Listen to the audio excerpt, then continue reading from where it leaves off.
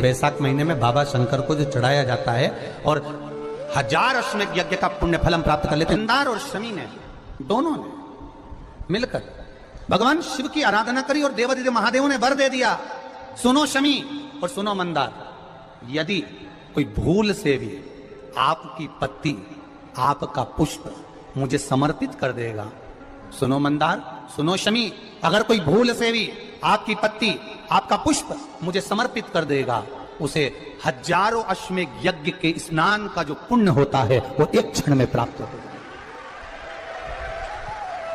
1000 अश्वमेध यज्ञ का पुण्य, 1000 अश्वमेध यज्ञ का पुण्य एक क्षण में प्राप्त होगा। ये मंदार, ये शमी, 1000 अश्वमेध यज्ञ का पुण्य एक साथ। शमी की पत्ती देखिए आप लोगों ने, जम के तो बोले जरा, देखिए मंदार पुष्प भी देखा हुआ है। अब शमी की जो पत्ती होती है, उस शमी की पत्ती को भगवान देवादिदेव महादेव पर चढ़ाने का, शमी की पत्ती जो होती है उस शमी की पत्ती को चढ़ाने का एक नियम भी होता है। थोड़ा सावधानी से सुनना इस नियम को, जो आपके जीवन को सार्थक बना सकता है। शमी की पत्ती को चढ़ाने का एक नियम है, बड़ा सुंदर नियम, आपके जीवन में उतारने लगा।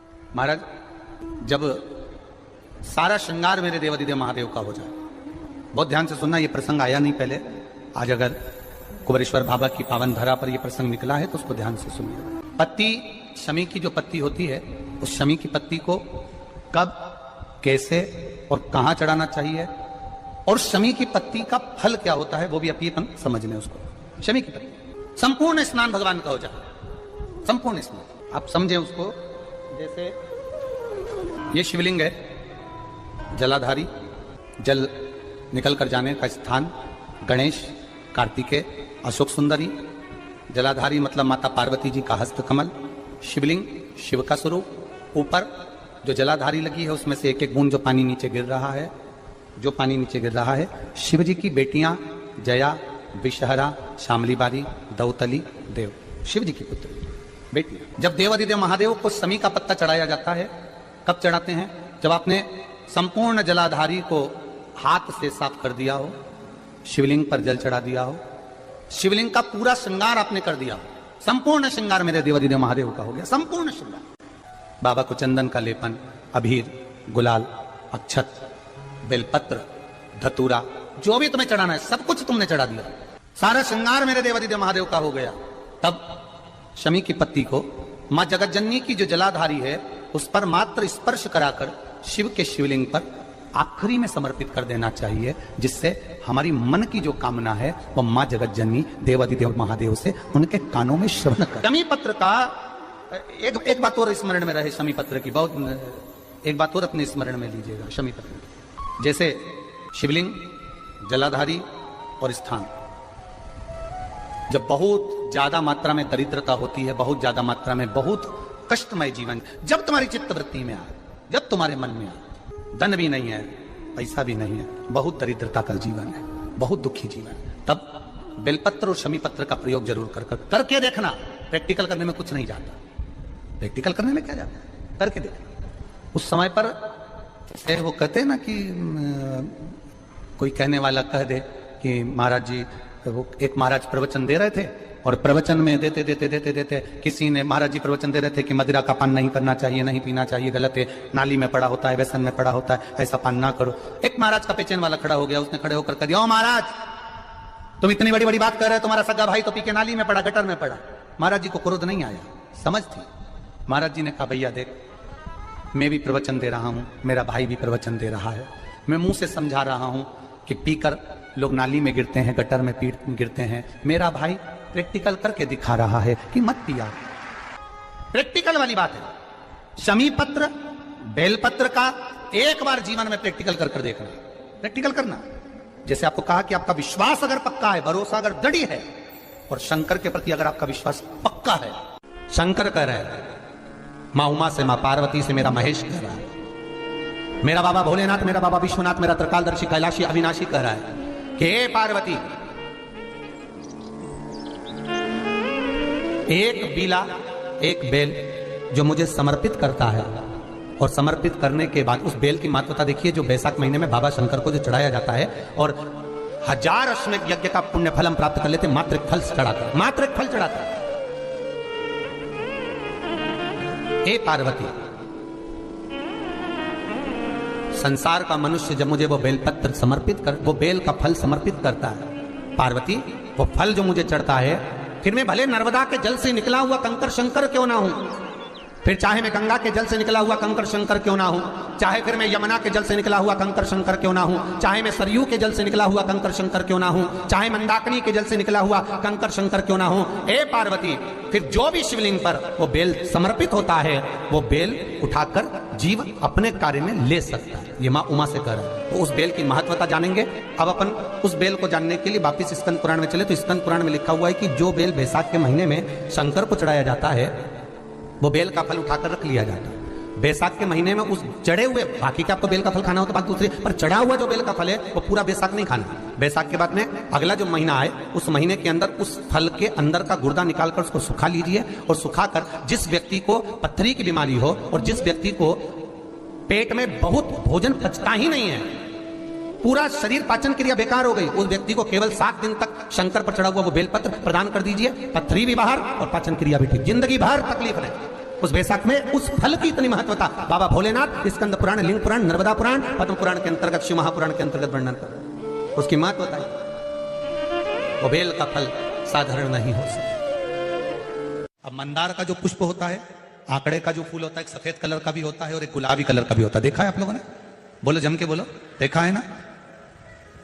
गुलाबी कलर का जो पुष्प होता है वो आप मंदार का, आंकड़े का जो गुलाबी कलर का पुष्प होता है, आप टीवी पे देख रहे होंगे, एक सफेद देख रहे होंगे, एक मंदार का गुलाबी फूल, नीला कलर का फूल देख रहे होंगे। जो नीला कलर का जो पुष्प होता है, गुलाबी कलर का जो आंकड़े का फूल होता है, प्रयास करना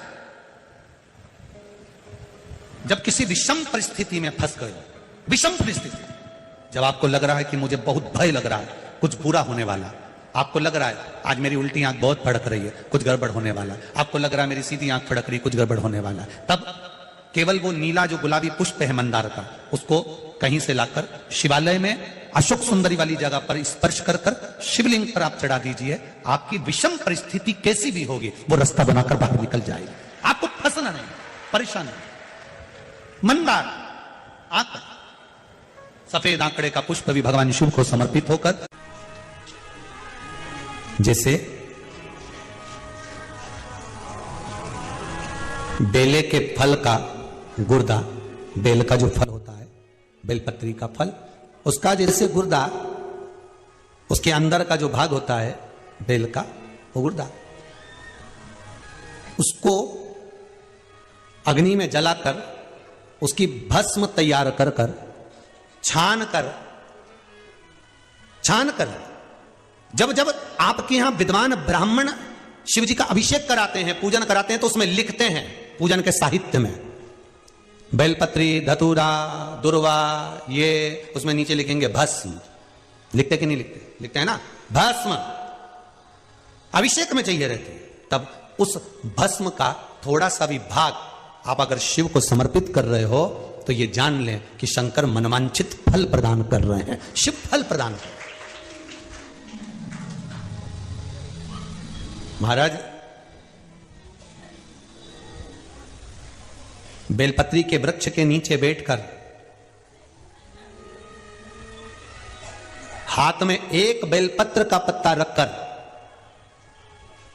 आप पंचाक्षर मंत्र नमः शिवाय, ओम नमः शिवाय, या श्री शिवाय नमस्तुभ्यम, या महामृत्युंजय मंत्र का स्मरण कर रहे हो, पर डंडी का भाग अपनी ओर, बेलपत्र की बीच वाली पत्ती का भाग बीच वाली उंगली की ओर रखकर अगर आप स्मरण कर रहे हैं और अपनी कामना कर कर बेलपत्री के वृक्ष के नीचे बैठकर उस पत्ते को सम्मुख रखकर बाबा से विनय कर कर एकांत में उस बेलपत्री के वृक्ष की छांव में, बेलपत्री के वृक्ष की छांव आप कामना कर कर उस पत्ते को शंकर भगवान के ऊपर समर्पित कर रहे हैं, तो ये जानकर रखें कि पार्वती और शिव का मिलन करवा रहे हैं और अपनी मनवांछित फल कामना पूर्ण करवा रहे हैं। क्योंकि शिव और पार्वती का जब मिलन होता है, शंकर पार्वती जब एक दूसरे के सम्मुख में होते हैं, शिव और पार्वती जब एक दूसरे के सामने अपने बच्चों के कारण एक दूसरे के सम्मुख में आते हैं, तो उनके चेहरे पर प्रसन्नता का भाव आ जाता है। फल, मनवांछित फल की कामना आप जिस कामना के लिए कर रहे हैं, विवाह के लिए नौकरी के लिए, सर्विस के लिए, व्यापार के लिए, रोग मुक्ति के लिए, आप जिस कामना से कर लो। ईश्वर महादेव, जो व्यक्ति पथभ्रष्ट हो जाए, जैसे मदिरा के नशे में पड़ गया, कहीं जुए में पड़ गया, कहीं मांसाहार में पड़ गया, कहीं व्यसन में पड़ गया, कहीं गलत काम में अगर कोई जा रहा है, तो श्रम्भेश्वर महादेव के नाम से काली तिल भगवान शिव को समर्पित करी जाती है। महाराज काली तिल को वापस उठाकर ले आते हैं। उसी काली तिल को जो मदिरा का नशा करने वाला होता है या जो गलत व्यसन में डूबा हुआ होता है, उसको वो सुबह के समय अगर नहीं खाता तो भोजन के साथ उसको दिया जाए। श्रम्भेश्वर महादेव। एक बेलपत्री का भी बहुत अच्छा प्रयोग है श्रम्भेश्वर महादेव का, मदिरा पीने वालों के लिए, मांसाहार, व्यसन में, जुए में, वेश्यावृत्ति में, पर नारी में, गलत जगह पर जो डूबे रहते हैं उनके लिए। पहले की कथा में इसका वर्णन किया है बेलपत्री में। श्रम्भेश्वर महादेव, एक बार सब बोलेंगे, कौन से महादेव? श्रम्भेश्वर महादेव।